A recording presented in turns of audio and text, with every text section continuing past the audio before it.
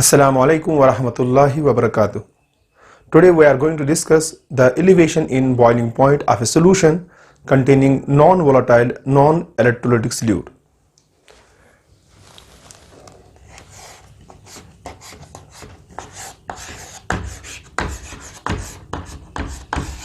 Elevation in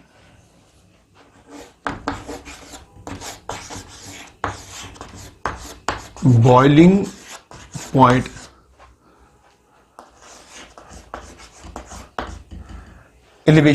point of a solution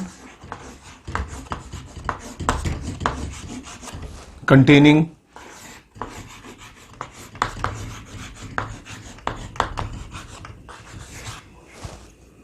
non-volatile,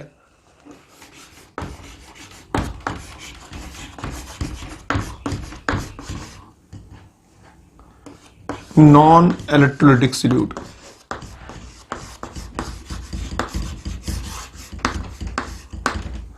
Electrolytic solute. Okay, beta.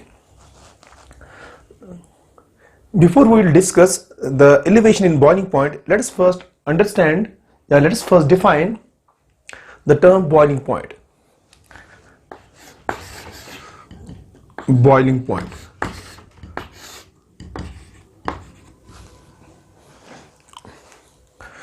Boiling point is by definition the temperature at which the vapor pressure of a liquid or a solution becomes equal to the external atmospheric pressure.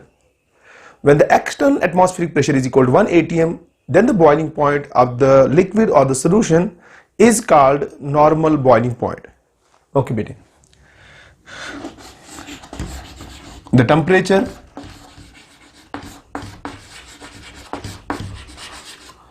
at which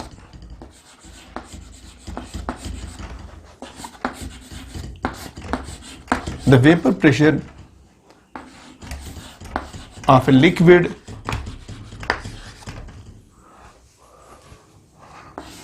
or solution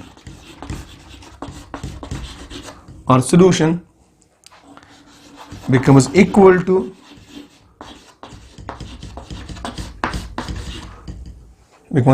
external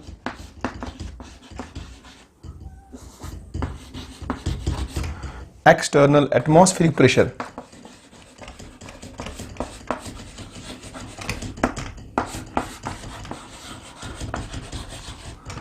Pressure is called boiling point. ठीक है, is called boiling point of liquid or the solution respectively. Okay, beta. When the external atmospheric pressure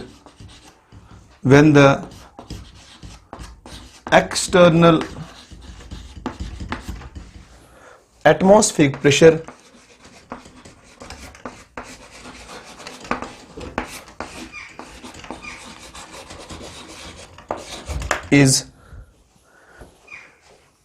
equal to 1 atm, then the boiling point is called normal boiling point. Is called normal boiling point. Okay, beta.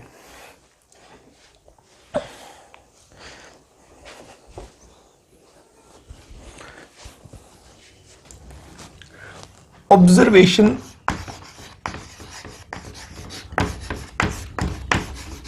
Okay बेटे, observation. देखिए बेटे, अगर मेरे पास है pure solvent, late us से water.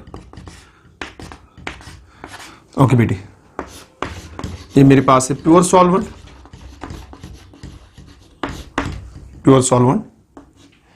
For example water. Okay बेटे, और ये मेरे पास है dilute aqueous solution containing non-volatile, non-electrolytic solute. Let us say glucose. तो ये मेरे पास है बेटे dilute aqueous solution of glucose, dilute aqueous solution of glucose. Okay बेटे, तो ऑब्जर्वेशन क्या है बेटी? ऑब्जर्वेशन ये है, ठीक बेटी, अगर मैं कहूं लेट अस से जो प्योर सॉल्वेंट है इसके बॉइलिंग पॉइंट को मैं रिप्रेजेंट करूं बेटे टीबी नॉट से। ओके बेटे, तो this is boiling point of pure solvent, और यहां मैं लिखूं बेटे लेट अस से सॉल्यूशन का बॉइलिंग पॉइंट हमने मेजर किया, लेट अस से वो है बेटे, इसको मैं रिप्रेजेंट करूं TBS, boiling point of solution. Okay बेटे, ऑब्जर्वेशन इस तरह से है बेटे कि it has been found या it is observed always that the boiling point of a solution containing non-volatile solute is always greater than the boiling point of its pure solvent। जैसे ये मेरे पास है dilute aqueous solution of glucose और ये मेरे पास है pure शाबाश water, तो it is observed that TBS is always greater than the TB naught यानी boiling point of water। ठीक है बेटे, तो ऑब्जर्वेशन क्या है बेटे? तो ऑब्जर्वेशन इस तरह से है, ठीक है, TBS is greater than TB naught। ये जो फैक्ट मैं लिख रहा हूं बेटे ये एक्सपेरिमेंटली ऑब्जर्व्ड है, experimentally observed.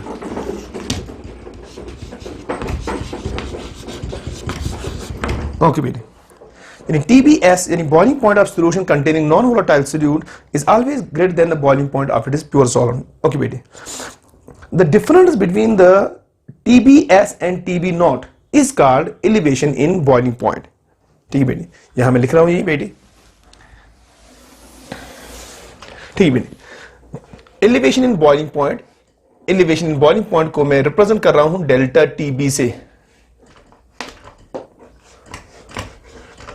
delta TB। Delta TB is by definition the difference between the boiling point of a solution containing non-volatile solute and the boiling point of its pure solvent, that is TBS minus TB naught। Okay बेटी, तो this is by definition elevation in boiling point। Okay बेटी, where delta TB से, ठीक है, delta TB से मैंने माना what is delta TB? Delta TB is इसको मैंने कहा delta TB, डेल्टा टीबी जो जिससे डेल्टा टीबी इज ये है बेटे elevation in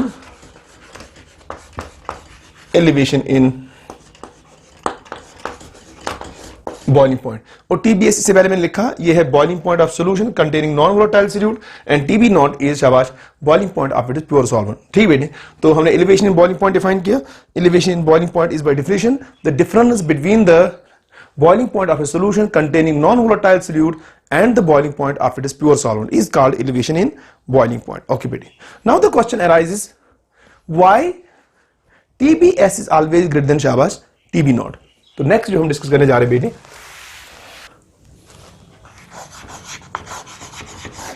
why TBS is greater than TB naught। Okay बेटी, ओके बेटी, reason is very much simple. बेटी अभी हमने कहा कि the boiling point is by definition the temperature at which the vapour pressure of a liquid और a solution becomes equal to the external atmospheric pressure. Okay बेटी, ध्यान देने वाली बात है, ठीक बेटी, इसी डिफिनेशन में इसका रीजन छुपा है। देखिए बेटी, लेट अस से ये मेरे पास है प्योर वाटर, इवन ये प्योर वाटर, ठीक है, से प्योर वाटर या प्योर सॉल्वेंट, ये मेरे पास है प्योर सॉल्वेंट। फॉर एग्जांपल हमने वाटर लिया, यहां सॉल्वेंट। ओके बेटे, लेट अस से आपने इसको प्लेस किया है एट टेम्परेचर T, ठीक बेटे, और इस टेम्परेचर T पर इसका जो वेपर प्रेशर का वैल्यू है लेट अस से हम वो बोले बेटे वो वैल्यू है 0.0 लेट अस से 25 ATM। ठीक है, लेट अस से हमने एज्यूम किया। ओके बेटे, ये मेरे पास है लेट अस से एक्वस सॉल्यूशन ऑफ ग्लूकोज, ठीक है। तो ये मेरे पास है aqueous solution of glucose. Okay, don't forget कि glucose is a non volatile non electrolytic solute. Okay बेटे, लेट अस से इसको भी हमने रखा है एट टेम्परेचर T, और इस टेम्परेचर T पर इसका जो वेपर प्रेशर होगा ये हम इससे पहले पढ़ चुके हैं, ठीक है। Vapour pressure of a solution containing non volatile solute is always lesser than the vapor pressure of its pure solvent at the same temperature। तो by concept यहां जो इस aqueous solution of glucose का depending upon its concentration इसका vapour pressure इस 0.25 से कम आना चाहिए। लेट अस से मैं कहूंगा बेटे, लेट अस से वो वेपर प्रेशर का वैल्यू इससे तो कम होगा डेफिनेटली, लेट अस से मैं कहूंगा वो वैल्यू है 0.15 atm। ओके बेटे, नेक्स्ट इंपॉर्टेंट सी बात जो हमें समझनी है, अब हम जानते हैं बेटे, अगर हम जानते हैं कि vapour pressure of liquids increase with increase of temperature. Let us say external atmospheric pressure is equal 1 atm, ठीक। तो लेट अस से हम कहेंगे late us say P atm is equal to 1 atm, ठीक बेटी। Now we know that vapour pressure of liquids increase with increase of temperature. अगर मुझे इस प्योर वाटर को बॉयल कराना है तो मुझे यहां इसका टेम्परेचर बढ़ाना होगा, कब तक? जब तक कि इसका, ठीक, जब तक कि इसका वेपर प्रेशर हो जाए equal to 1 atm। When it is vapour pressure will match with 1 atm it will start to boil. लेकिन जरा आप देखिए बेटे, यहां आपके पास जो इस टेम्परेचर T पर वेपर प्रेशर है वो है 0.25, और 0.25 से 1 atm तक जाने के लिए you have to met the difference of 0.75, ठीक बेटे। तो इसलिए आपको इसको up to some temperature heat करना पड़ेगा। जब इसका वैल्यू 1 atm हो जाएगा and that will be the boiling point of, शाबाश, that is the boiling point of pure water. और वी नो, हम जानते हैं कि वो प्योर वाटर के लिए वो वैल्यू जो होता है टेम्परेचर का, दैट इज 100 डिग्री सेंटीग्रेड। अब जरा देखिए बेटी, यहां लेकिन उसी सेम टेम्परेचर पर इसका जो वेपर प्रेशर का वैल्यू है वो है 0.15, यानी वो इससे कम है। लेकिन ठीक बेटी, लेकिन अगर हमें इस सोल्यूशन को भी बॉयल करना है तो हमें इसका वेपर प्रेशर का वैल्यू करना होगा इक्वल, शाबाश, 1 atm, यानी एक्सटर्नल एटमॉस्फेरिक प्रेशर, क्योंकि हमने रखा है इक्वल, शाबाश, 1 atm। लेकिन सर आप गौर से देखिए बेटे, अगेन आपको इस सॉल्यूशन को हीट करना पड़ेगा, but how much difference you have to met, ठीक है। आपको कितना डिफरेंस यहां जो है ना, कितना डिफरेंस है इसके दरमियान, तो वो डिफरेंस है बेटे 0.85। क्योंकि यहां डिफरेंस जो है ना वो ज्यादा है, इसका मतलब ये हुआ आपको अपने सॉल्यूशन को ज्यादा टेम्परेचर तक हीट करना पड़ेगा जब तक कि इसका वेपर प्रेशर का वैल्यू हो जाए इक्वल, शाबाश, 1 atm, ठीक है। It means that the aqueous solution of glucose has to be heated to a higher temperature so that its vapor pressure becomes equal to 1 atm। When its vapor pressure will become equal to 1 atm, it will start to boil, ठीक है। तो सीधे समझ आता है, ठीक है। अगर इसको ज्यादा है टेम्परेचर तक बॉयल करना पड़ेगा ताकि इसका वेपर प्रेशर 1 atm के बराबर हो जाए, तो इसका मतलब ये हुआ boiling point of this solution, that is TBS, has to be greater than the boiling point of this pure solvent, ठीक है बेटी। अगर हम इसी रीजन को जो मैंने आपको वर्ड्स में बताया, अगर मैं इसको ऐसे ग्राफ में डालूं तो ग्राफ से भी ये इजीली समझ आएगा बेटी, ठीक है बेटी। लेट अस से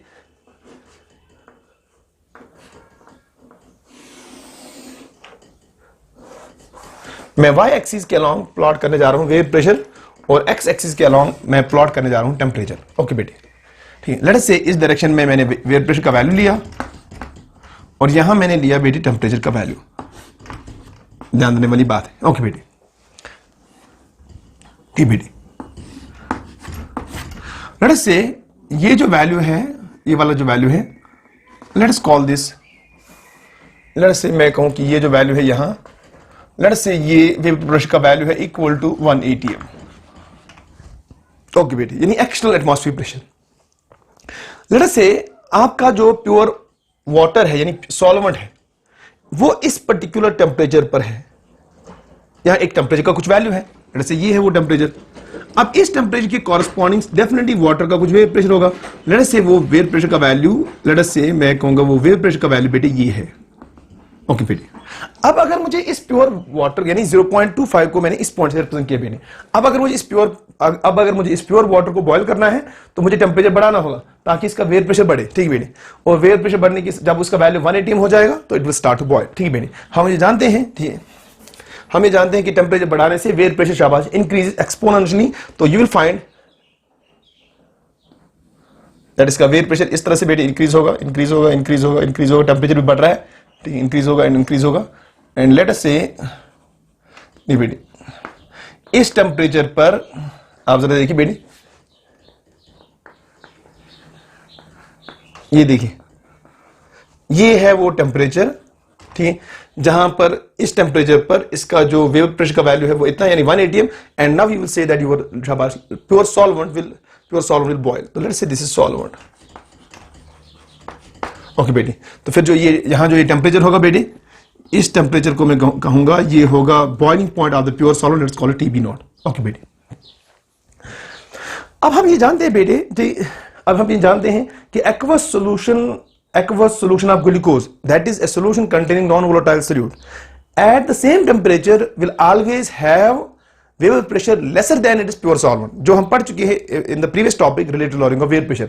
तो अगर मैं, ठीक है, अगर मैं इनिशियल टेम्परेचर ये वाला जो इनिशियल टेम्परेचर था उसी टेम्परेचर T पर जो मैंने यहां लिया है उसी पर मैं लूं एक aqueous solution of glucose, तो उसका वेपर प्रेशर प्योर वाटर से कम होगा, ठीक बेटे। लेट अस से उसको मैं कहूंगा इस टेम्परेचर पर इसका वेपर प्रेशर का वैल्यू ये था बेटे, ठीक बेटे, ये था वेपर प्रेशर का वैल्यू, ठीक है, सॉल्यूशन का, ओके बेटे। अगेन मुझे अगर इस सॉल्यूशन को अब बॉयल कराना है तो what I have to do, ठीक है, I have to increase this temperature ताकि इसका वेपर प्रेशर बढ़े, ठीक है, and when it will match with the शाबाश external atmospheric pressure it will start to boil. मगर एक बात ध्यान में रखने वाली बात ये है कि हर टेम्परेचर पर vapour pressure of aqueous solution containing non-volatile solute will be lesser than the vapor pressure of its pure solvent। इसलिए जो यहां जो इसका कर्व आएगा, सोल्यूशन वाला जो कर्व आएगा, वो सोल्यूशन वाला कर्व प्योर सॉल्वेंट के नीचे आएगा बेटी। That is why it will शाबाश इसका वेपर प्रेशर बढ़ेगा इस तरह से, it will move like this, okay, ध्यान देने वाली बात है, ठीक बेटी। अब जरा देखिए बेटी, अगर मैं इस टेम्परेचर की बात करूं, सॉल्यूशन का वेपर प्रेशर ये है और प्योर सॉल्वेंट का ये है, अगर मैं यहां टेम्परेचर लूं तो यहां ये होगा सॉल्यूशन का वेपर प्रेशर और ये होगा सॉल्वेंट का। आप देखिए हर टेम्परेचर के कॉरस्पॉन्डिंग सॉल्यूशन का वेपर प्रेशर मैंने रखा लेसर देन द शाबाश प्योर सॉल्वेंट, और वो होना भी चाहिए बाय कॉन्सेप्ट जो हम पढ़ चुके हैं in the concept related lowering of vapour pressure. आप जरा देखिए बेटी, मगर जरा आप देखें जिस टेम्परेचर पर आपका प्योर सॉल्वेंट बॉयल हुआ था दैट इज TB नॉट, मगर उस TB नॉट पर अभी भी सॉल्यूशन का जो वेपर प्रेशर है वो 180 के बराबर है ही नहीं, यानी वो एक्सटर्नल एटमॉस्फेरिक प्रेशर के बराबर है ही नहीं। इसका मतलब ये हुआ आपका जो सॉल्यूशन है वो इस टेम्परेचर TB नॉट जो कि boiling point of pure solvent है इस पर बॉयल नहीं होगा, इसलिए आपके सॉल्यूशन को और हीट करना पड़ेगा ताकि इसका वेपर प्रेशर 180 के बराबर हो जाए। तो जरा आप देखें, मैं इसको हीट कर रहा हूं फर्दर, अब देखिए यहां बेटी, ये देखिए बेटी, यहां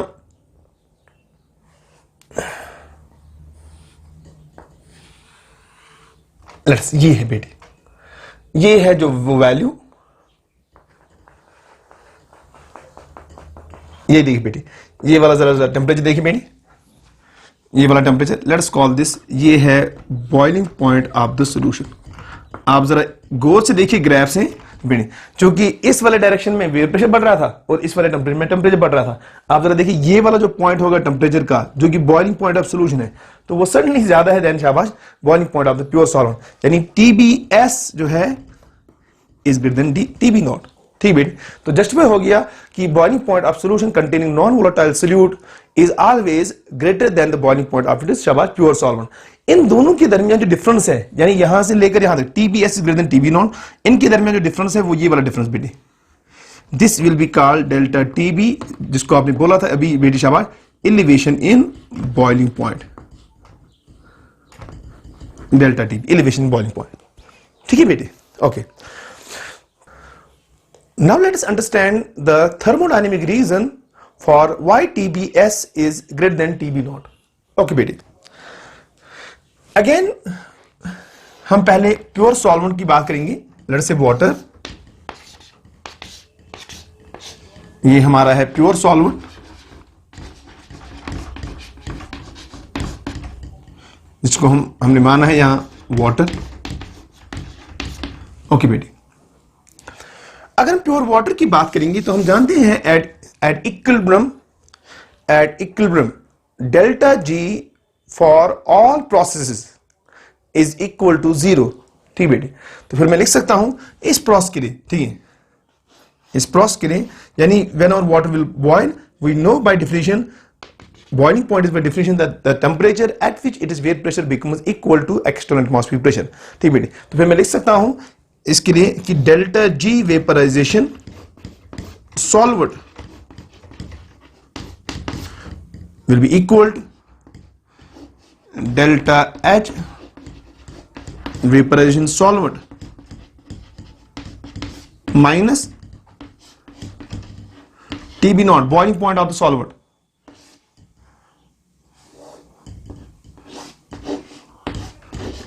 delta S vaporization solvent. Okay बेटे, ये सारा टर्म आना चाहिए equal to 0 by concept. Okay बेटे, why? At equilibrium delta G vaporization होता है इक्वल टू 0. तो मैं यहां सीधे सीधे लिख सकता हूं जो आपका बॉइलिंग पॉइंट है, ठीक बेटे, इसको मैं यहां लिख सकता हूं. बॉइलिंग पॉइंट है पीबी नॉट, वो आएगा इक्वल टू बेटे, मैं इस वाले टर्म को यहां ले जाऊंगा तो प्लस हो जाएगा, यहां रहेगा डेल्टा एच वेपराइजेशन, फिर मैं इस डेल्टा एच वेपराइजेशन को इसको डिवाइड करूंगा, तो टीबी नॉट जो हमारा बनेगा वो बनेगा delta H vaporisation of solvent divided by delta S vaporisation of शाबाश सॉल्वेंट. ओके बेटे,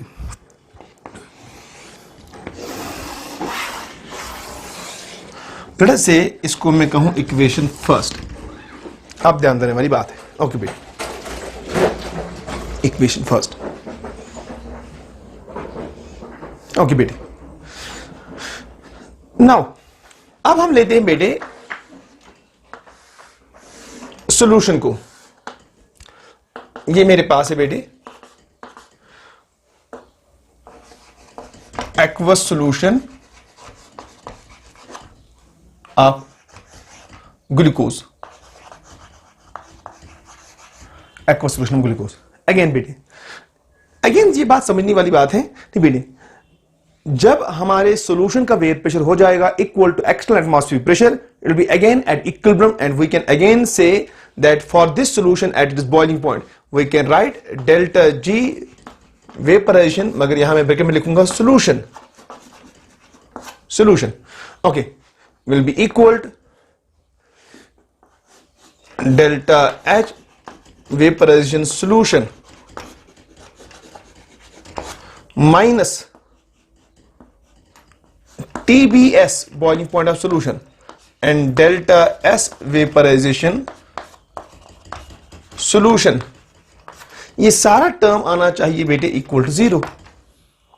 ठीक बेटे, तो अगेन यहां से हमें जो बात समझ आती है कि अगर मैं लिखूं बेटे वो है TBS boiling point of solution, वो किसके बराबर आएगा बेटे, क्योंकि डेल्टा जी वेपरेशन तो 0 है. ठीक बेटे, तो मैं ये वाले टर्म को वहां ले जाऊंगा 0 को इस साइड में, तो प्लस हो जाएगा, यहां बचेगा डेल्टा जी वेपरेशन सॉल्यूशन, फिर मैं डेल्टा एच वेपरेशन सॉल्यूशन से डिवाइड करूंगा, तो TBS मेरा बनेगा बेटे, वो बनेगा डेल्टा एच वेपराइजेशन, मगर किसका बेटे शाबाश solution, divided by delta S vaporisation solution. Okay बेटे, इसको मैं बोलूं equation second. Equation second. Okay बेटे, अब ध्यान देने वाली बात है, मैं इक्वेशन फर्स्ट और इक्वेशन सेकंड को दोबारा आपके लिए यहां लिख रहा हूं. तो हमने इक्वेशन फर्स्ट में लिखा था बेटे TB nought is equal delta H vaporisation solvent divided by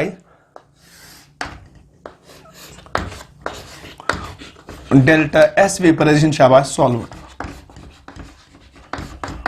okay बेटी, और जो TB नॉट सॉरी TBS, इसको हमने कहा था इक्वेशन फर्स्ट. ठीक है, और TBS किसके बराबर आया था बेटी, वो आया था delta H vaporisation solution divided by delta S vaporization solution. इसको मैं कहूं सेकंड. अब जरा बेटे गौर से सुनने वाली बात है। Let us first compare there numerator, यानी डेल्टा एच वेपरेशन और डेल्टा एच वेपरेशन सॉल्वेंट और डेल्टा एच वेपरेशन सॉल्यूशन को हम कंपेयर करेंगे बेटे। सबसे पहले ये जानने से पहले हम पहले डिफाइन करेंगे what do you mean by delta H vaporization. Okay बेटे, delta H vaporization is by definition, ठीक है बेटे, the amount of heat required to convert 1 mole of a substance from it is liquid state into the vapour state at it is boiling point. ठीक बेटे, boiling point यानी कितना heat आपको supply करना पड़ेगा ताकि आप 1 मोल ऑफ लिक्विड सॉल्वेंट को कन्वर्ट कर सके from liquid state into the vapour state at its boiling point. Okay बेटे, ठीक बेटे, बॉइलिंग पॉइंट, इसमें जो word important that is boiling point. ठीक बेटे, बॉइलिंग पॉइंट से पहले अगर हम किसी भी लिक्विड को हीट करते हैं बेटे, तो वो हीट 2 तरह के कामों में यूज होता है। ठीक बेटे, पहला वो हीट आपके लिक्विड के इंटरमॉलिक्यूलर फोर्स को ओवरकम करता है और साइमल्टेनियसली वो रेज करता है मॉलिक्यूल्स का काइनेटिक एनर्जी, क्योंकि मॉलिक्यूल्स का काइनेटिक एनर्जी का डायरेक्ट रिलेशनशिप है with temperature. That is why you say before boiling point, ठीक है, जब आप हीट करते हैं तो टेंपरेचर राइजेस। ओके बेटे, now when the boiling point of a liquid और solution is reached, at that time जितना भी आप बाहर से हीट सप्लाई करते हैं वो सारा का सारा यूज होता है for overcoming the intermolecular force, that is why there is a phase transition, और फेज ट्रांजिशन के दौरान टेंपरेचर में कोई चेंज नहीं आता। तो we can say the entire amount of heat is utilized for overcoming the intermolecular forces और for changing the phase. Okay, तो फिर मैं ऐसे बोल सकता हूं जो डेल्टा एच वेपरेशन है बेटे, डेल्टा एच वेपरेशन आपको आइडिया देता है regarding the strength of intermolecular force of attraction, और इंटरमॉलिक्यूलर फोर्स ऑफ अट्रैक्शन का जो मैग्नीट्यूड होगा एट द बॉइलिंग पॉइंट वो आइडिया देगा एक पर्टिकुलर लिक्विड के बारे में कि उसमें किस स्ट्रेंथ, उस इंटरमॉलिक्यूलर फोर्स का जो मैग्नीट्यूड होगा एट द बॉइलिंग पॉइंट, ठीक बेटे, वो हमें आइडिया देगा कि एक पर्टिकुलर लिक्विड के 1 मोल को कितना हीट चाहिए so that it will be converted from liquid state into the शाबाश वेपर स्टेट। ओके, तो इसमें मैं कहूंगा डेल्टा एच वेपरेशन क्या है बेटे, ये है यहां मैं इसको डिफाइन करने जा रहा हूं, the amount of heat required for converting 1 mole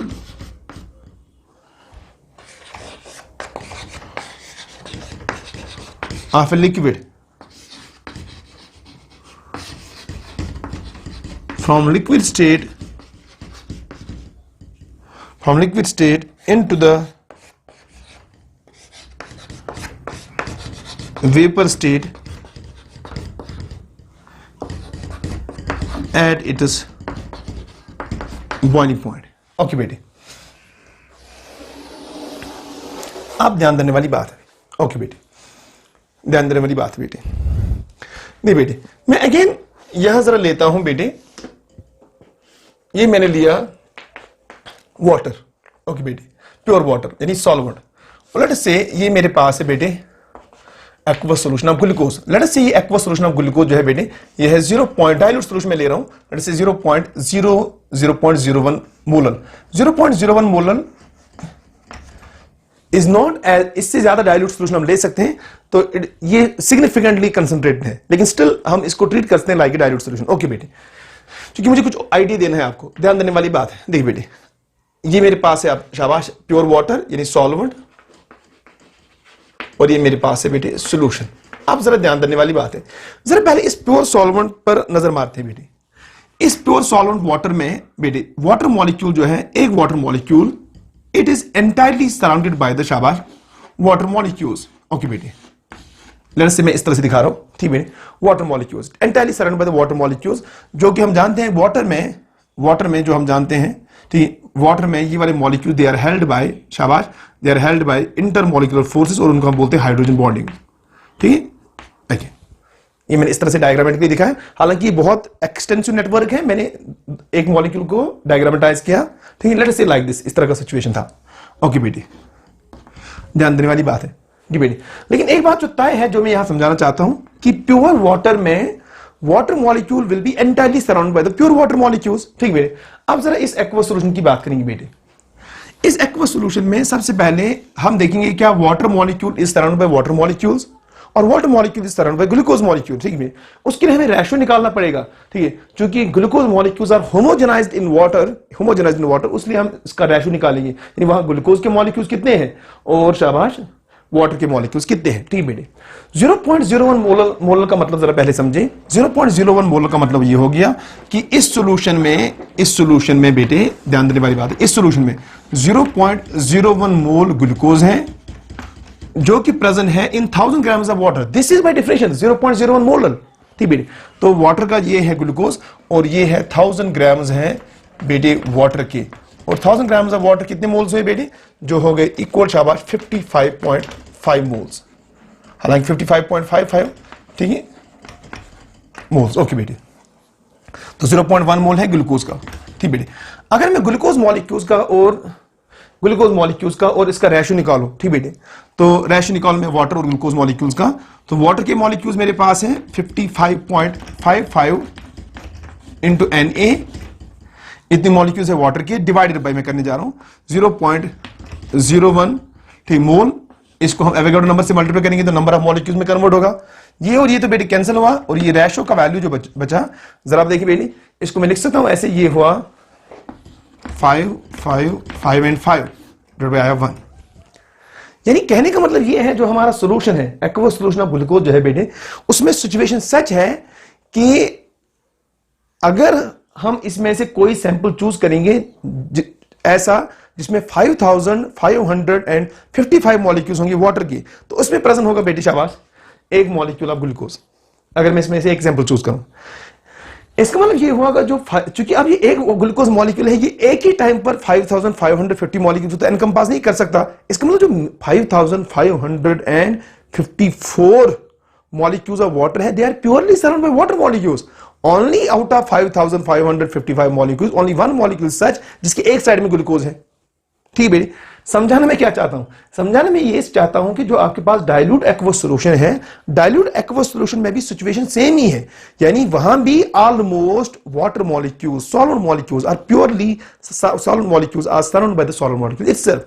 इससे क्या साबित करना चाहता हूं मैं, इससे मैं ये साबित करना चाहता हूं कि इस डाइल्यूट एक्वस सॉल्यूशन में और प्योर सॉलिड में जो type of intermolecular forces operate होंगे एट द बॉइलिंग पॉइंट, उनका मैग्नीट्यूड होगा कंपेरेबल।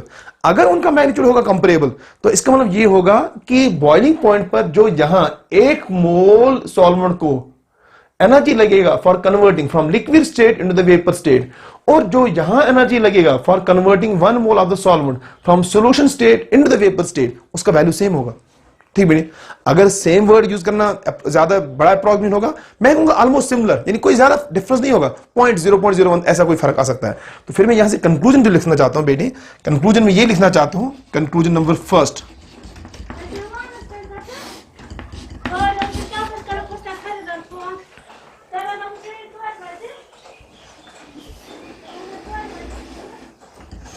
ओके बेटे। तो कंक्लूजन नंबर फर्स्ट क्या है बेटे, कंक्लूजन नंबर फर्स्ट ये है कि हम कह सकते हैं कि डेल्टा एच वेपराइजेशन सॉल्वेंट का that is approximately equal to delta H vaporization solution. Okay बेटे, ये पहली इंपॉर्टेंट सी बात, बहुत इंपॉर्टेंट कंक्लूजन है बेटी। अब जरा देखिए बेटे दूसरी इंपॉर्टेंट सी बात जिसके बारे में हम बात करेंगे वो है व्हाट अबाउट शाबाश एंट्रोपी चेंज। ओके बेटी, एंट्रोपी चेंज डेल्टा एस वेपरेशन, ठीक बेटे। अगेन पहले इसको डिफाइन करेंगे, डेल्टा एस वेपरेशन है कि बेटे, डेल्टा एस वेपरेशन इज, ठीक है, the entropy change when 1 mole of the liquid solvent is converted from liquid state into the शाबाश वेपर स्टेट। ओके, जरा पहले इस प्योर सॉल्वेंट की जरा बात करें बेटे। अगर हम बॉइलिंग पॉइंट पर इस प्योर सॉल्वेंट को करने जा रहे हैं वेपराइज, ठीक बेटे, तो liquid molecules are escaping from liquid state into the vapour state, ठीक है। लिक्विड स्टेट में प्योर सॉल्वेंट के केस में जो एंट्रोपी की ओर कंट्रीब्यूट करते हैं वो 3 तरह के पैरामीटर हैं, एक है translational motion, rotational motion and vibrational motion. जब भी वेपर स्टेट में जाएगा तो अगेन वाटर सॉलिड मॉलिक्यूल्स के पास ट्रांसलेशनल मोशन होगा, रोटेशन और वाइब्रेशन, बट सडनली जो ट्रांसलेशनल मोशन का एक्सटेंड होगा वेपर स्टेट में वो ज्यादा होगा than the extent of translation motion in the liquid state. That is why we can say vapor state में solid molecules का entropy होगा ज्यादा than the शाबाश liquid state, and thus we can say that change in entropy will be positive, जिसको मैं ऐसे दिखा सकता हूं बेटे. ठीक बेटे, let us say अगर मैं कंपेयर करूं तो मैं यहां कंपेयर करूं डेल्टा एस वेपराइजेशन सॉल्वेंट, जिसको मैं ऐसे दिखाने जा रहा हूं बेटे, ध्यान देने वाली बात है. मैं ये दिखाने जा रहा हूं, ये है entropy in the vapour phase, और मैं दिखाने जा रहा हूं entropy in the shower liquid phase. ये जो यहां से लेकर यहां तक ये गैप है, ये जो यहां से लेकर यहां तक ये गैप है, इसको मैं यहां लिखने जा रहा हूं. ये है डेल्टा एस वेपराइजेशन सॉल्वेंट. देखिए बेटे, डेल्टा एस वेपराइजेशन सॉल्वेंट. अब जरा ध्यान देने वाली बात है जो मैं नेक्स्ट वाली बात करने जा रहा हूं बेटे. लेकिन अब अगर हम सॉल्यूशन की बात करेंगे बेटे, अब अगर हम सॉल्यूशन की बात करेंगे, सॉल्यूशन में अगेन जब आप वेपराइज करेंगे एट इट्स बॉइलिंग पॉइंट, ठीक बेटे, तो liquid molecule will be convert from liquid state into the vapour state, क्योंकि salt molecules are non volatile. तो इसका मतलब वेपर स्टेट में अगेन जो आपके पास मॉलिक्यूल्स होंगे वो वेपर ही होंगे. ठीक बेटे, अगर हम 1 मोल को आप कन्वर्ट करने जा रहे हैं from liquid state into the vapour state, तो ऊपर हमारे पास होंगे 1 मोल ऑफ लिक्विड वेपर्स. ठीक बेटे, इसलिए जो 1 मोल ऑफ लिक्विड वेपर्स का यहां कुछ होगा एंट्रोपी का वैल्यू, उसको मैं अगेन लिखने जा रहा हूं एस वेपर. ठीक बेटे, कुछ वैल्यू बनेगा.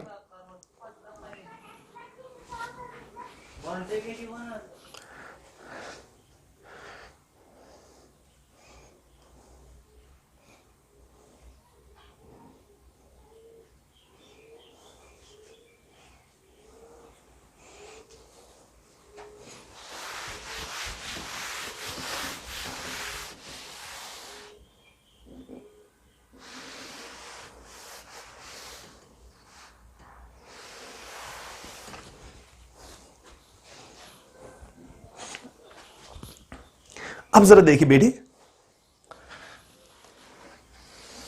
अब जरा देखिए, अब अगर हम एंट्रोपी ऑफ सॉल्यूशन की बात करेंगे बेटे, तो अगेन एंट्रोपी ऑफ सॉल्यूशन की बात करेंगे तो अगेन बॉइलिंग पॉइंट पर, ठीक है, बॉइलिंग पॉइंट पर इसके जो सॉलिड मॉलिक्यूल्स होंगे वो वेपर स्टेट में जाएंगे, ठीक है, और यहां नीचे होगा सॉल्यूशन स्टेट में. तो अगेन अगर मुझे इसका एंट्रोपी चेंज दिखाना है तो मैं इसको ऐसे दिखाने जा रहा हूं, ये होगा delta S vaporisation solution. Okay बेटी, ये वैल्यू होगा एंट्रोपी जो हो ऊपर होगा पहले शाबाश वेपर स्टेट में एस वेपर. ठीक है, ये वाला जो एस वेपर है और ये वाला जो एस वेपर ये ऑलमोस्ट सेम होगा. उसका रीजन ये है क्योंकि चाहे आप सॉल्यूशन की बात करें चाहे आप सॉल्वेंट की बात करें, ठीक है, वेपर स्टेट में सॉल्वेंट लिक्विड मॉलिक्यूल्स ही है. ठीक है, और उनके पास ट्रांसलेशन मोशन, रोटेशन मोशन और वाइब्रेशन मोशन का एक्सटेंट बहुत ज्यादा है. इसलिए एस वेपर चाहे सॉल्यूशन की बात करो चाहे प्योर सॉल्वेंट की बात करो, उसका वैल्यू ज्यादा होगा. ठीक है, उसका वैल्यू ज्यादा होगा. लेकिन अब अगर हमें कंपेयर करना है वो है, हमें कंपेयर करना होगा liquid state of the pure solvent and liquid state of the solution की बात करेंगे. लेकिन अगर हम liquid state of the solution की बात करेंगे तो जरा गौर सुनने वाली बात है, यहां liquid state of the solvent में जो वाटर मॉलिक्यूल्स के पास एंट्रोपी था वो 3 वजह से था. शाबाश, translational motion, rotational motion and vibrational motion. मगर बेटे जो सॉल्यूशन है, सॉल्यूशन में at the same temperature liquid solid molecules के पास 4 तरह की वजह से एंट्रोपी है. 4 वजह से एंट्रोपी है. Number first translational motion, rotational motion, vibrational motion और स्टैटिस्टिकल डिस्ट्रीब्यूशन ऑफ पार्टिकल्स. क्योंकि इसमें एक ही टाइप का पार्टिकल है, इसलिए यहां इन पार्टिकल्स को इस सिस्टम में अरेंज करने का तरीका ओनली 1 होगा. ठीक है, जिसको हम बोलते हैं, जो मैं इससे पहले भी डिस्कस कर चुका हूं, S equal k Boltzmann constant ln log to the base e of w. ठीक है बेटी, यहां चूंकि एक से ज्यादा टाइप के मॉलिक्यूल हैं, इसलिए इस सिस्टम में इनको अरेंज करने के तरीके एक से कहीं ज्यादा होंगे. तो इसका मतलब इसका जो एंट्रोपी है वो 4 वजह से है, इसका जो एंट्रोपी है वो शाबाश 3 वजह से है लिक्विड स्टेट में. तो फिर मैं बोलूंगा जो सॉल्यूशन का एंट्रोपी होगा यानी S in the solution state वो इस वैल्यू से ज्यादा होगा एट द सेम टेंपरेचर. तो इसलिए अगर मैं दिखाऊं, यहां मैंने एंट्रोपी का चेंज कुछ दिखाया था क्योंकि यहां एंट्रोपी पहले से ज्यादा है. ठीक है, तो यहां एंट्रोपी इससे ऊपर होगा. रिपीट, ये होगा एंट्रोपी ऑलरेडी हायर है. ठीक है, entropy of the solution. Okay बेटे, फिर यहां से लेकर यहां तक जो डिफरेंस है, ये वाला डिफरेंस, ठीक बेटे, ये वाला जो डिफरेंस है, ये देखिए बेटे यहां डिफरेंस, ये होगा delta S vaporisation solution. Okay बेटे, ठीक है, तो समझने वाली बात क्या है. तो कंक्लूजन जिसको मैं लिखने जा रहा हूं, कंक्लूजन नंबर 2,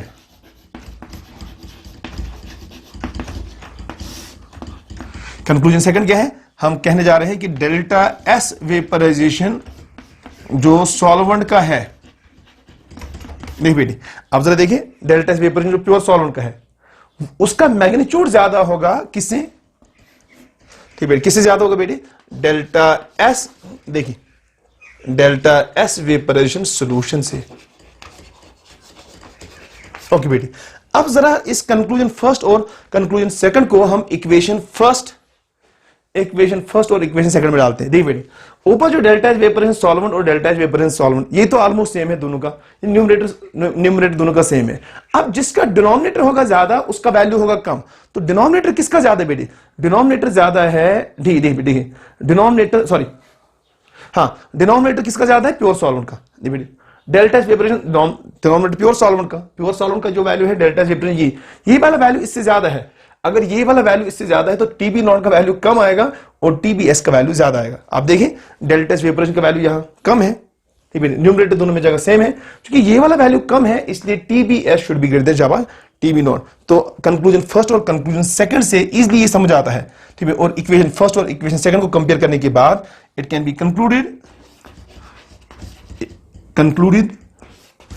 कंक्लूजन क्या है फिर, ठीक है, कंक्लूजन है बेटे शाबाश, TBS is greater than TB not.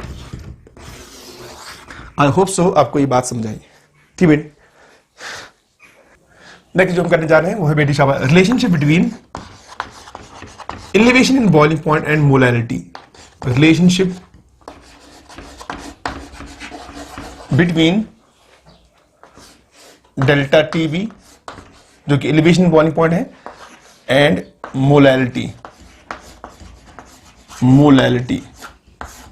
जिसको हम स्मॉल m से सिंबलाइज करते हैं बेटी। ओके बेटी, it has been found that elevation in boiling point is directly related with शाबाश directly proportional to molality of the solution, ठीक बेटी।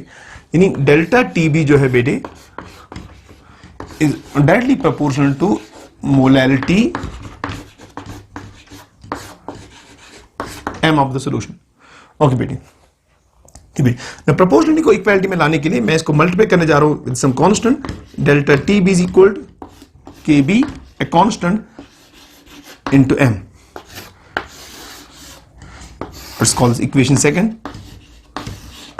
ओके बेटे, kb जो है बेटे, kb is a proportionality constant and is characteristic of the solvent of the solution and is called molar elevation constant, या इसको बोलते हैं, कहीं कहीं बुक्स में लिखा होगा इब्लियोस्कोपिक कांस्टेंट। ओके बेटी, तो Kb is characteristic constant of the solvent, constant of the solvent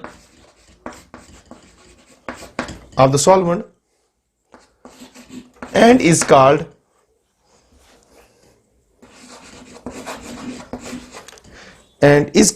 molar elevation constant, molar elevation constant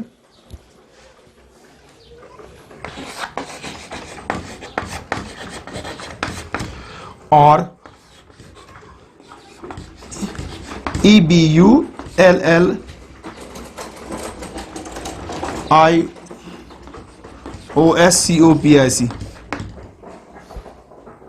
इब्लियोस्कोपिक constant.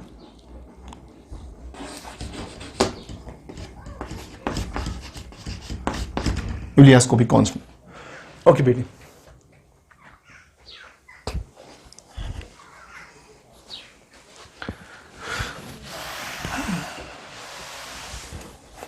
नहीं बेटी, इक्वेशन सेकंड से सीधे समझ आता है बेटे, if m is equal to 1 then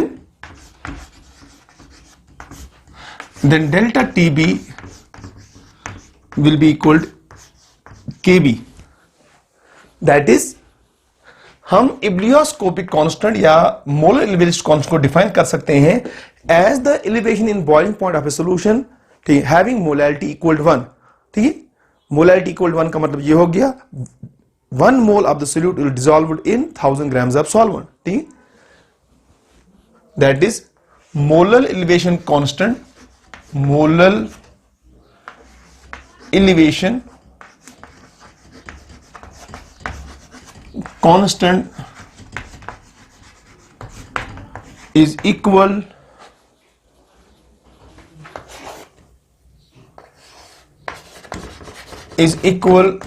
to the delta TB, या elevation is equal to the delta elevation in boiling point of a solution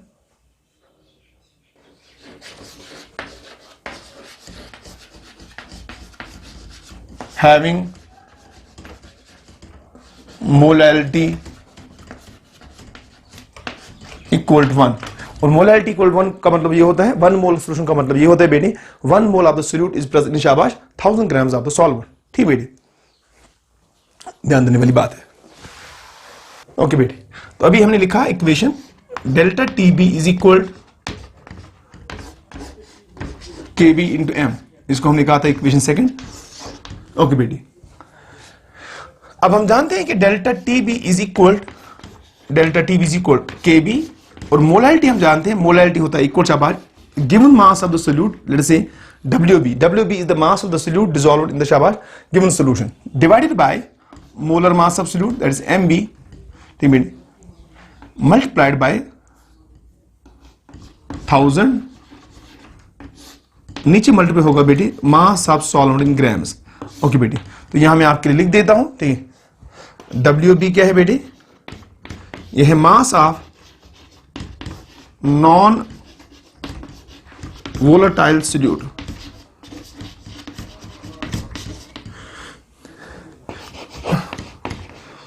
in gram। WA is mass of solvent, volatile solvent in gram। Okay बेटी, MB क्या है, molar mass of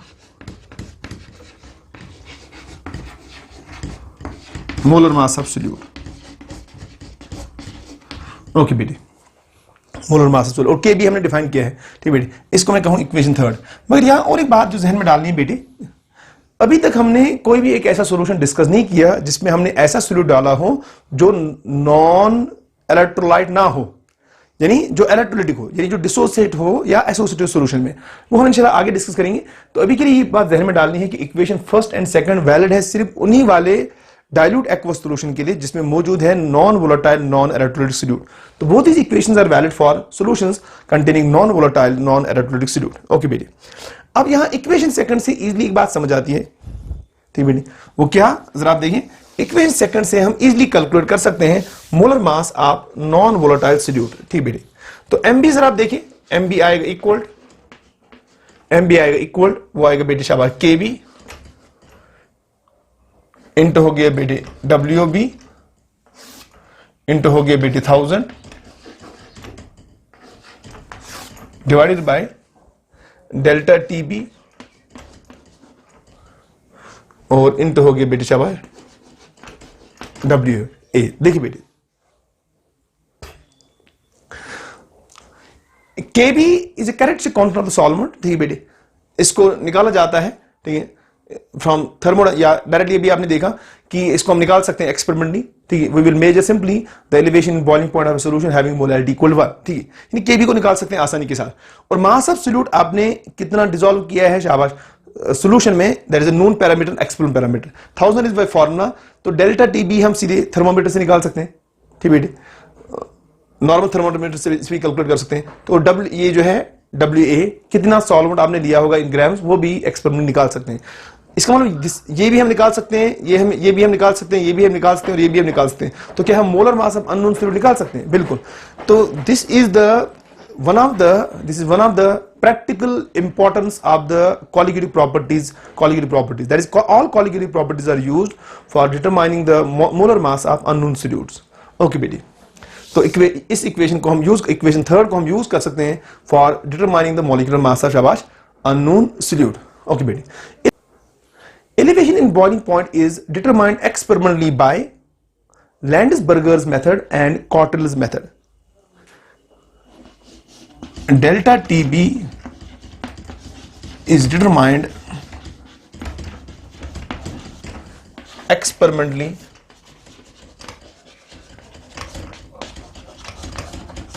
by number first Landsberger's method,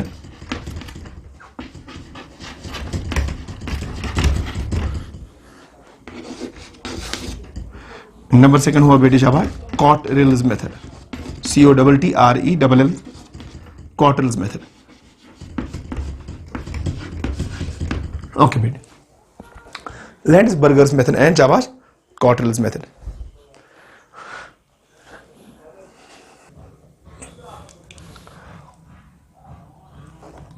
Derivation of the relationship, derivation of the relationship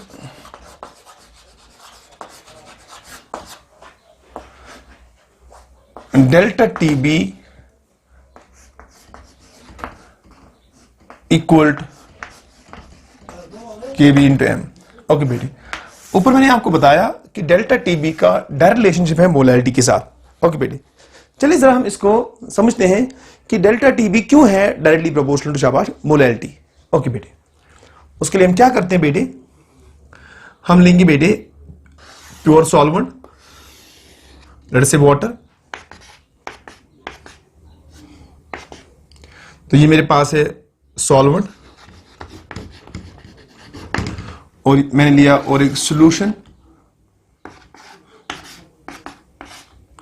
इसको मैं बोलने जा रहा हूं solution first, और ये मैंने लिया बेटे सॉल्यूशन सेकंड। ठीक बेटे, तो ये है हमारा सॉल्वेंट। ओके बेटे, लेट्स से हमने इन तीनों को इनिशियली रखा है एट द सेम टेम्परेचर। और दूसरी इंपॉर्टेंट सी बात जो हम एज्यूम करते हैं वो ये है, लेट्स से कंसंट्रेशन जो है बेटे सॉल्यूशन सेकंड की that is greater than solution first. Okay बेटे, ठीक बेटे। अब अगर हम इन तीनों का यानी सॉल्यूशन फर्स्ट, सॉल्यूशन सेकंड और प्योर सॉल्वेंट का at the same temperature T इनका वेपर प्रेशर हम कॉन्सेप्चुअली लिखे, तो दिस ऑब्वियस या this is already explained that solution containing higher concentration of non-volatile solute will have the शाबाश lowest vapor pressure। तो सबसे कम वेपर प्रेशर इस टेम्परेचर पर होगा सॉल्यूशन सेकंड का, उसके बाद होगा सॉल्यूशन फर्स्ट का, और सबसे ज्यादा जो होगा वो होगा बेटे शाबाश प्योर सॉल्वेंट का। ध्यान देने वाली बात है। अब अगर मैं इसी चीज को यहां ग्राफिकली रिप्रेजेंट करूं ठीक बेटे, तो मैं इसको ऐसे दिखाने जा रहा हूं।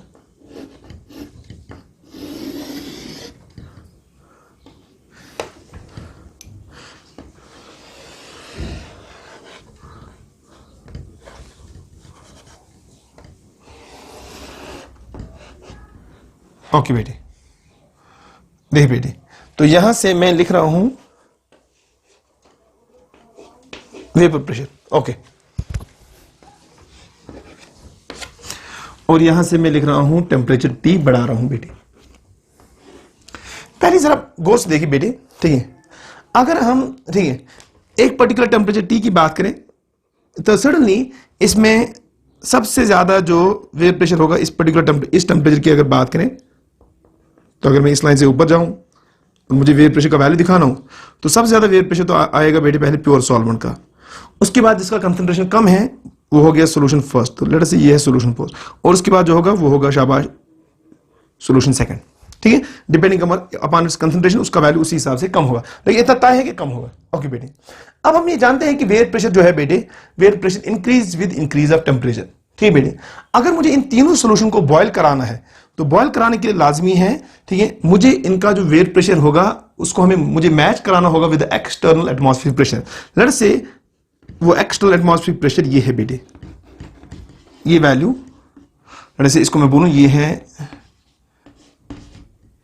PATM, P external atmospheric pressure. Okay बेटे, अब अगर मुझे प्योर सॉल्वेंट को बॉयल कराना है तो मुझे इसको हीट करना होगा यहां तक कि इसका ठीक बेटे इसका वेपर प्रेशर मैच हो जाए विद शाबाश with the P ATM यानी P external and it will boil. तो this will be the boiling point. यहाँ जो होगा, इस यहाँ नीचे जो टेम्परेचर होगा,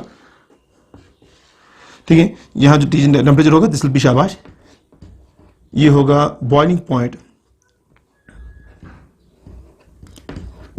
ऑफ द शाबाश, ये होगा बॉइलिंग पॉइंट ऑफ द शाबाश प्योर सॉल्वेंट. ओके, अब अगर मुझे इस सॉल्यूशन फर्स्ट को बॉईल कराना है तो अगेन मुझे इसको हीट करना पड़ेगा, ठीक है, हीट करना पड़ेगा जहां तक. तो ये है हमारा बेटी सॉल्यूशन शाबाश सॉल्यूशन फर्स्ट. और अगर मुझे इस तरह से सॉल्यूशन सेकंड को बॉईल करना है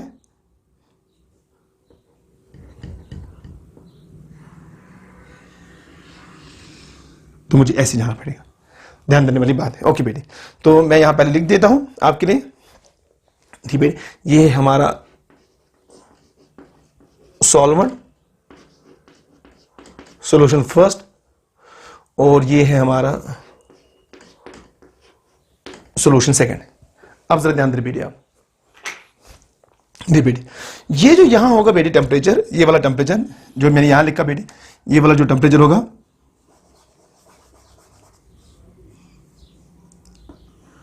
आप जरा तो गौर से देखें, ये जो टेम्परेचर होगा यहां जो टेम्परेचर होगा, ये होगा boiling point of the pure solvent, जिसको मैं ऐसे लिखने जा रहा हूं, ये होगा बेटे TB not, boiling point of the pure solvent. अब अगर मुझे यहां देखना है बेटे,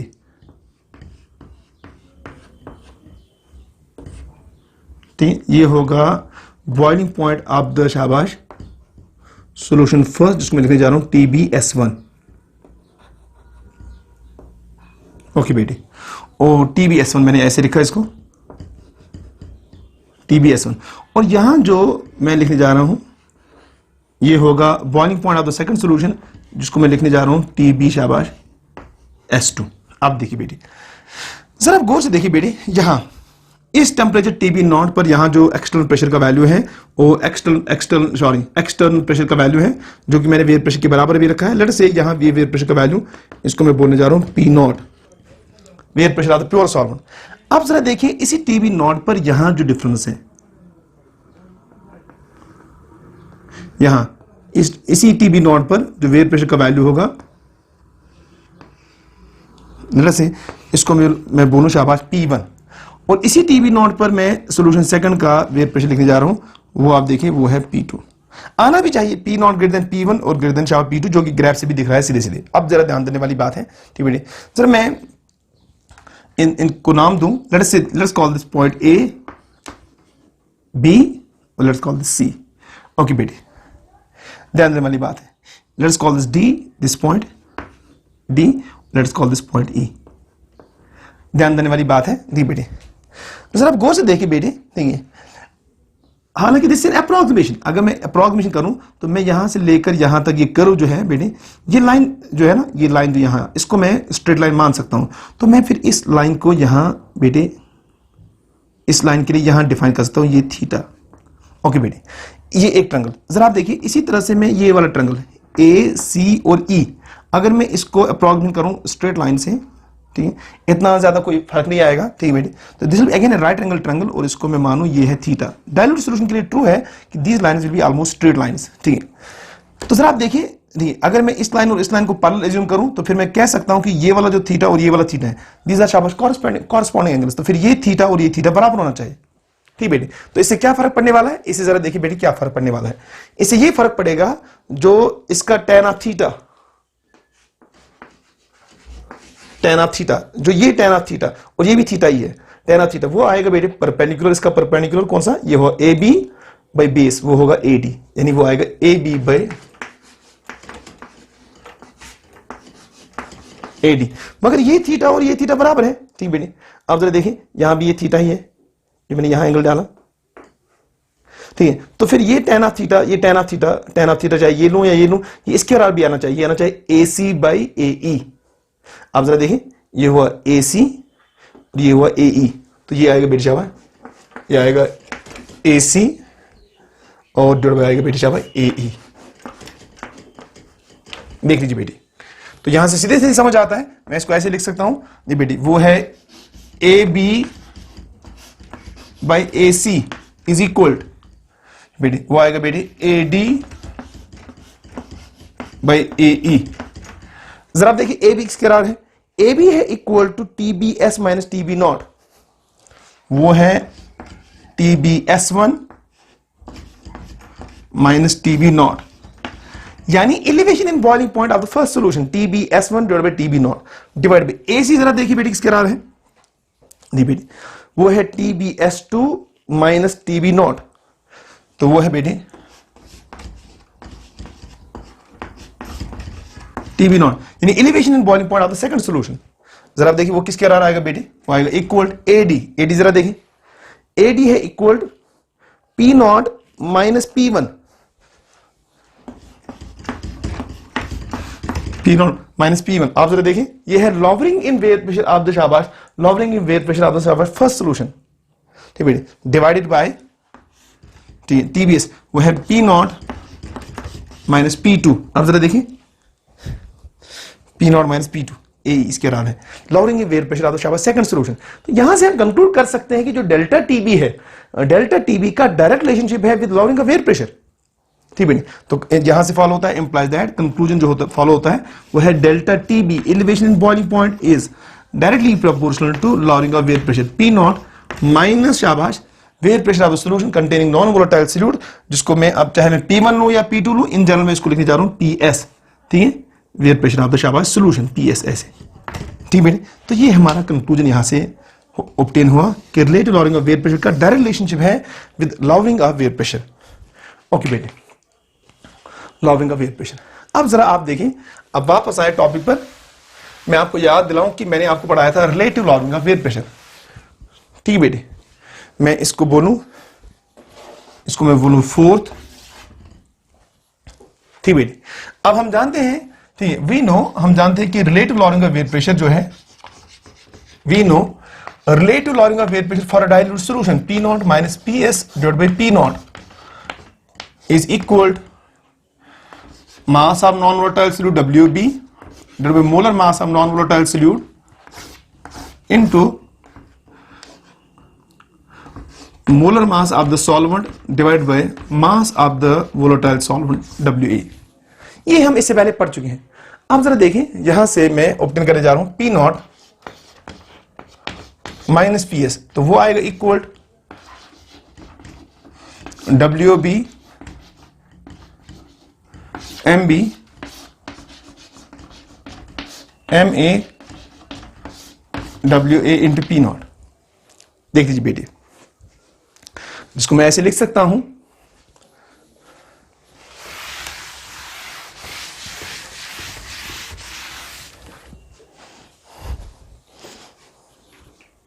जिसको मैं ऐसे लिख सकता हूं, ठीक बेटे। तो इसको मैं बोलूं फिफ्थ, तो मैं लिखूंगा from fourth and fifth it follows, क्या फॉलो होता है बेटे, नहीं बेटे क्या फॉलो होता है कि डेल्टा टीबी जो है बेटे elevation boiling point is directly proportional to P naught minus P S, मगर वो तो इसको इसके बराबर है, तो मैं लिखूं इसको ऐसे, मैं लिखूंगा P naught into M A, और ब्रैकेट में मैंने लिख दिया बेटे W B divided by M B into W A. अब जरा ध्यान देने वाली बात है, देख बेटे, अगर मैं इसको ऊपर से भी 1000 से मल्टीप्लाई करूं और नीचे से भी 1000 से मल्टीप्लाई करूं तो कोई फर्क नहीं पड़ने वाला, ठीक बेटे।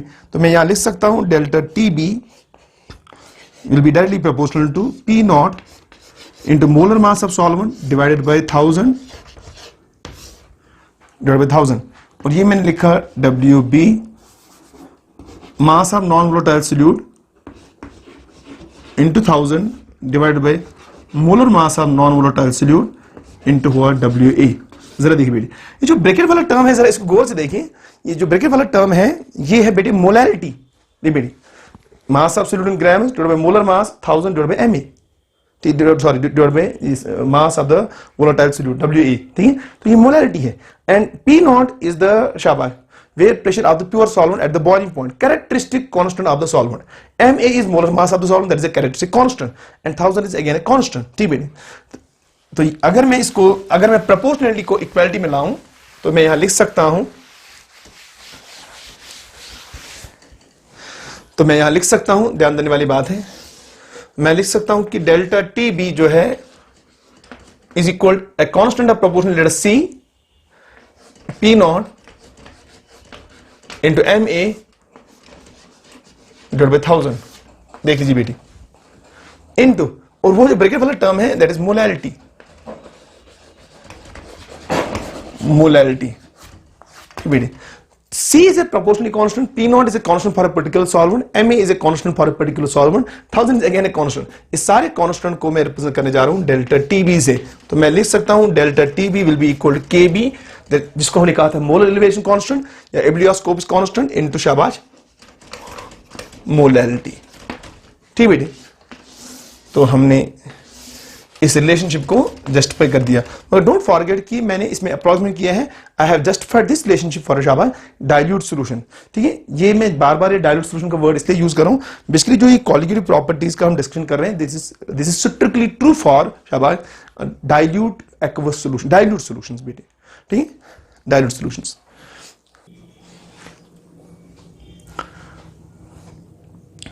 और एक बात जो मैं आपको बताना चाहता हूं वो ये है कि मोलर एलिवेशन कांस्टेंट Kb जो मैंने यूज किया is the characteristic constant of the solvent and can also be obtained from this relationship.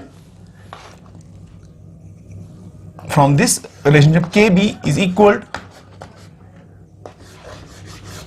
Ma molar mass of the solvent R gas constant boiling point of the pure solvent Tb naught का square divided by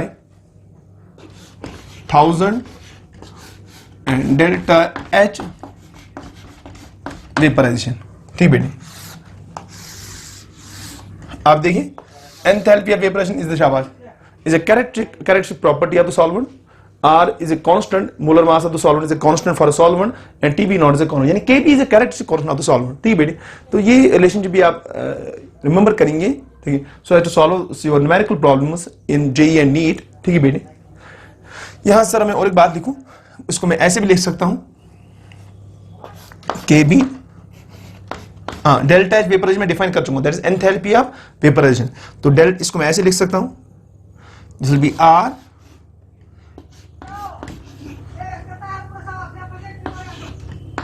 TB naught का square divided by 1000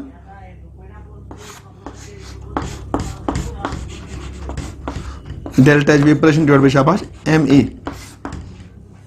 बेटे इसको मैं ऐसे लिख सकता हूं. तो नोट करने वाली बात यह है बेटे, अगर हम एंथैल्पी ऑफ वेपरेशन को डिवाइड करेंगे molar mass of the liquid solvent then it is called latent heat of vaporization. ठीक बेटे, तो लेटेंट हीट ऑफ वेपराइजेशन, जिसको मैं ऐसे डिफाइन करने जा रहा हूं L विद V, LVAP, जो कि बराबर है बेटी शाबाश delta H vaporisation divide by शाबाश molar mass of the solvent. Okay बेटी, एंथैल्पी ऑफ वेपरेशन और लेटेंट हीट ऑफ वेपरेशन में सिर्फ फर्क इतना है कि enthalpy of vaporization is the amount of heat required to convert 1 mole of the liquid solvent from liquid state into the vapor state at its boiling point, and latent heat of vaporization is by definition the amount of heat required to convert 1 gram of the liquid solvent, 1 gram of the liquid solvent from liquid state into the vapor state at its boiling point. Boiling point दोनों के लिए same term है. Okay बेटी, तो फिर मैं इस लिख सकता हूं यहां, अगर हमें वहां एंथैल्पी ऑफ वेपराइजेशन ना दिया हो बल्कि हमें दिया हो लेटेंट हीट ऑफ वेपराइजेशन, तो हम लिखेंगे Kb is equal हो गया बेटी शाबाश gas constant R boiling point of the pure solvent का स्क्वायर डिवाइड होगी बेटी 1000 और इनटू हो गया लेटेंट हीट ऑफ वेपराइजेशन. ठीक बेटी, ये दो इंपॉर्टेंट फॉर्मूले मैंने और दिए ताकि आप शाबाश अपने न्यूमेरिकल्स को सॉल्व कर सकें on the topic elevation in शाबाश बॉइलिंग पॉइंट. ओके बेटी, Kb for some solvents, value of Kb for some solvents. Okay,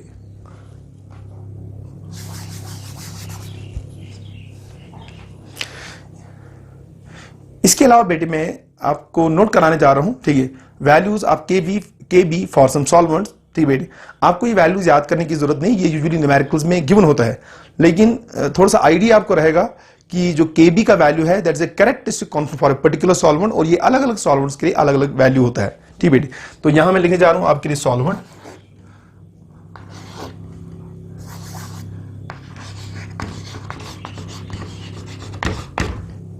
और यहां मैं लिखने जा रहा हूं शाबाश Kb, इसका यूनिट बनेगा शाबाश केल्विन, Kg मोल इनवर्स। ठीक बेटे, वो जरा देख लीजिए, हमने रिलेशनशिप लिखा था delta TB is equal Kb into M. तो Kb का जो वैल्यू बनेगा बेटे वो बनेगा डेल्टा टीबी डिवाइड बाय आएगा शाबाश एम। ठीक बेटे, डेल्टा टीबी तो डिफरेंस ऑफ टेम्परेचर है, ठीक है, difference of boiling point of the शाबाश solution minus difference of the शाबाश difference of boiling point of the solution and शाबाश boiling point of the pure solvent. तो डिफरेंस ऑफ टेम्परेचर को आप express कर सकते हैं both in degree centigrade as well as in kelvin, क्योंकि difference of temperature same होता है both in degree centigrade as well as in kelvin. तो ऊपर आएगा केल्विन, और मोलैलिटी का यूनिट हम जानते हैं दैट इज मोल पर केजी, इसलिए मैं कहूंगा शाबाश ये आएगा केल्विन डिवाइड बाय हुआ शाबाश मोल केजी, केजी ऊपर जाएगा तो वही बना बेटे केल्विन केजी मोल इनवर्स। ठीक है बेटे, ये आप लिख सकते हैं degree centigrade KG mole inverse, it is one and the same thing. अब ध्यान देने वाली बात है जी बेटे, तो सबसे पहले वाटर का वैल्यू जो है बेटे वो है 0.52। मेरे पास नेक्स्ट एस्टोन,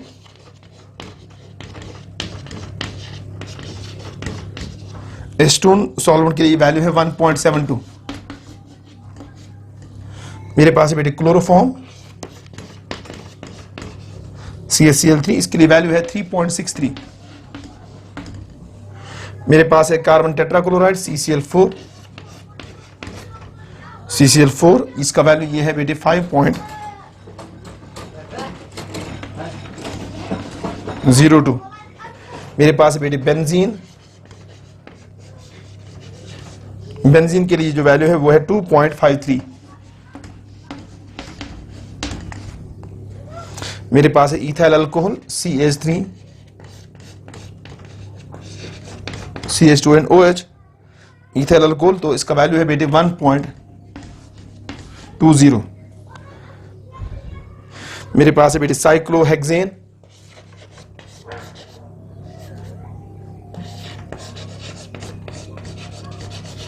साइक्लोहेक्सेन के लिए जो वैल्यू है वो है 2.79। मेरे पास है बेटे एस्टिक एसिड,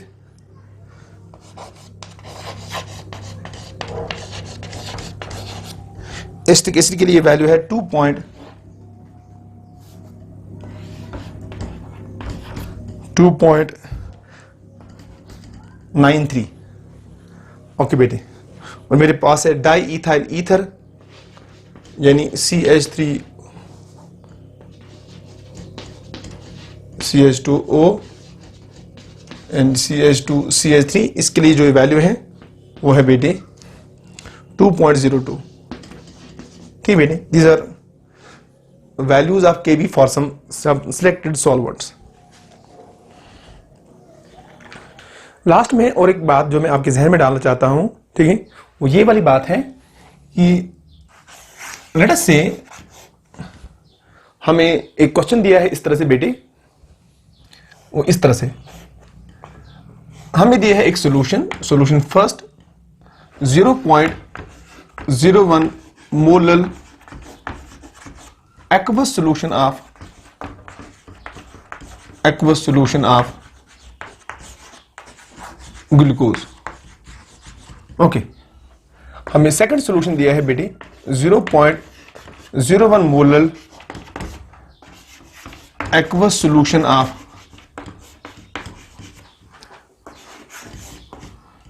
सक्रोज, और number third 0.01 molar aqueous solution of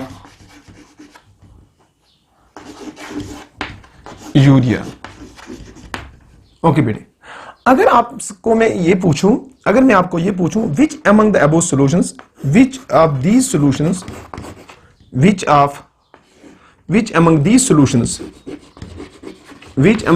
solutions will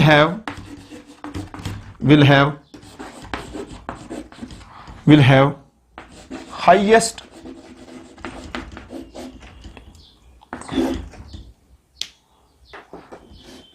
delta TB. Okay, ये मैं आपसे क्वेश्चन पूछूं तो बेटे आप इसका आंसर बिल्कुल, अब मुझे इसको एग्जैजरेट करने की जरूरत नहीं, अभी हम पढ़ चुके हैं। आप सीधे सीधे बोलेंगे सर इसका आंसर जो आएगा वो आएगा सीधे डेल्टा टीबी का जो वैल्यू आएगा वो आएगा बेटे केबी इंटू आएगा शाबाश एम। क्योंकि हम जानते हैं कि केबी जो है that is characteristic constant of a particular solvent. क्योंकि जो मैंने तीनों ऑप्शंस दिए हैं आपको, फर्स्ट सेकंड एंड थर्ड, तीनों में जो सॉल्वेंट है वो है एक्वस। आप देखिए वाटर, वाटर एंड वाटर। तो इसका मतलब तीनों सॉल्यूशंस के लिए जो केबी का वैल्यू सेम होगा, और वो हम जानते हैं 0.52 है वाटर के लिए तीन, और तीनों सॉल्यूशंस का जो मोलैरिटी है वो है 0.01 0.010, यानी तीनों सॉल्यूशंस में जो number of moles of non volatile solute है वो सेम है 0.01। हाँ, सोल्यूट का नेचर अलग अलग है, यानी केमिकल आइडेंटिटी अलग अलग है। तो तीनों का जो डेल्टा टीबी का वैल्यू आएगा वो देखिए वो आएगा केबी इंटू 0.01, यानी तीनों का आएगा सेम। तो फिर मैं बोलूंगा यहां जो आंसर आएगा बेटे वो आएगा ऑल द थ्री हैव, तो मैं लिखूंगा all the three solutions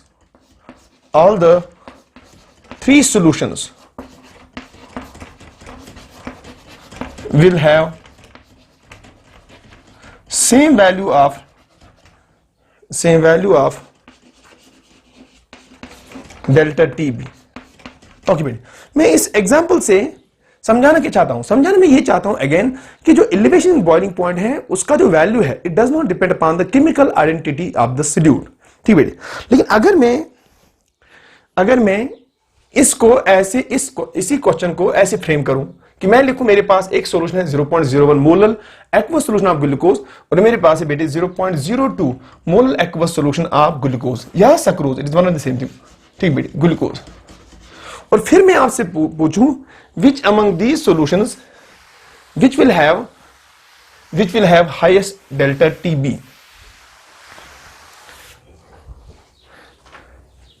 और फिर मैं बोलूं which will have highest delta TB, इन दो में से। तो आप सीधे सीधे आंसर निकालेंगे बेटे, आप निकालेंगे डेल्टा टीबी का जो वैल्यू होगा फॉर फर्स्ट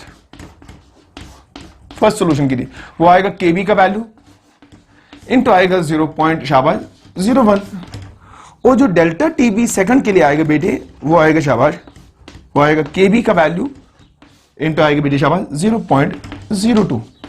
आप जरा देखिए दोनों में जो सॉल्वेंट वो सेम है, ठीक बेटे, दोनों में जो सॉल्वेंट वो है सेम है, देखिए केबी का वैल्यू दोनों के लिए सेम है, और यहां 0.02 यहां 0.01। इसका मतलब जो सेकंड सॉल्यूशन है उसका जो डेल्टा टीबी का वैल्यू है, ठीक है, वो होगा greater than delta TB of first, यानी सेकंड का हाईएस्ट होगा देन फर्स्ट। ठीक बेटे, आप देखिए आपने सेकंड में जो number of moles of glucose है वो डबल कर दिए, और कॉलिगेटिव प्रॉपर्टी डेल्टा टीबी का वैल्यू भी डबल हो गया।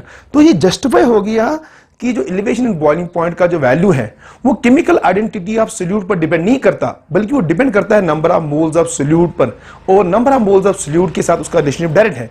ठीक है, तो कोई भी ऐसा प्रॉपर्टी जिसका वैल्यू directly proportional हो number of moles of solute but does not depend upon the chemical identity of the solute is at colligative property by definition. Thus we can conclude that elevation in boiling point is also a शाबाश colligative property। ठीक बेटे, I hope so आपको ये सारा discussion समझ आया हो बेटे। ठीक है, इंशाल्लाह जो इस पर जो न्यूमेरिकल्स हैं पहले मैं आपको डिप्रेशन फ्रीजिंग पॉइंट पढ़ाऊंगा, ऑस्मोटिक प्रेशर पढ़ाऊंगा, और वॉट हाउस फैक्टर पढ़ाऊंगा। फिर इंशाल्लाह जो कंबाइंड इसमें जो डिफरेंट टाइप के क्वेश्चंस नीट और जेई की पर्सपेक्टिव से पूछे जाते हैं या जेई एडवांस में जो क्वेश्चन पूछे जाते हैं, इंशाल्लाह मैं वो इन डिटेल आपके साथ डिस्कस करूंगा।